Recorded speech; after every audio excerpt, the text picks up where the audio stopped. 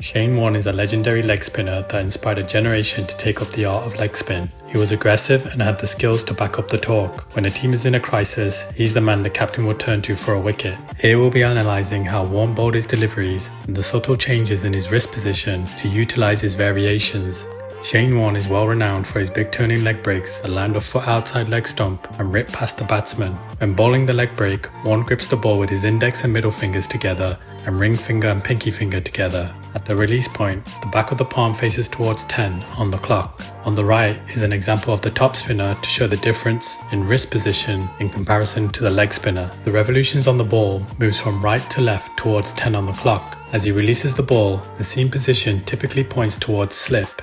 To disguise his leg spinner, Warne can switch up the seam position and release the ball with a scrambled seam. This made it difficult for batsmen to pick him through the air. Another factor that we should tie in with his leg break is drift. Shane Warne, in his own words, used to spin the ball hard. The amount of revolutions he would impart on the ball would enable him to drift the ball into the right-hander and turn away. The danger for the batsman when it came to the drift was that it lured them into a false sense of security, thinking it's a loose ball that can be easily milked into the leg side. Many batsmen have fallen into the trap of trying to click the ball to leg and end up getting bowled or edging to slip. To the left-hander, this will drift outside off stump to tempt the drive and bowl through the gate. The release point of the top spinner, as mentioned earlier, has the back of the palm facing towards 9 on the clock. The top spin is essentially overspin and the goal is to extract extra bounce. The ball comes over the top and the revolutions on the ball are moving in a forward direction. In test matches, this is a key delivery that allows Warne to bring into play the close fielders around the bat, such as silly point, short leg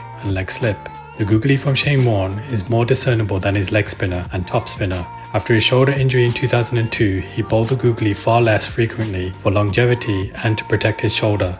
The delivery itself, when released, has the back of the palm facing towards the batsman. If we use the imaginary clocks as an example, the back of the palm would face towards 12. Due to the wrist position, if the release of the googly didn't come out of the hand properly, you'll find that it'll come out like a top spinner if you haven't fully turned the back of the palm towards 12. The flipper is one of the hardest deliveries to bowl as a leg spinner. Shane Warne, prior to his shoulder injury, was the master of this delivery. He would use his drifting leg spinners and top spinners as bait, bowling numerous balls consecutively before slipping the flipper in. The beauty about Shane Warne's flipper was that it pitched short and looked like a long hop that would skid through and bowl the batsman. The flipper was a signature Warne delivery, but was bowled less frequently after his injury in the same vein as the googly. Warne would grip the ball with his index finger and middle finger together and thumb underneath. He would then click the fingers together to impart backspin to get the ball to skid through. This is a highly skilled delivery that not many can bowl as effectively as Warne did. The slider came to fruition due to Warne's shoulder injury. With limitations bowling the googly and flipper, he needed a delivery that would skid on to attack the inside edge of the batsman. This is where the slider came in.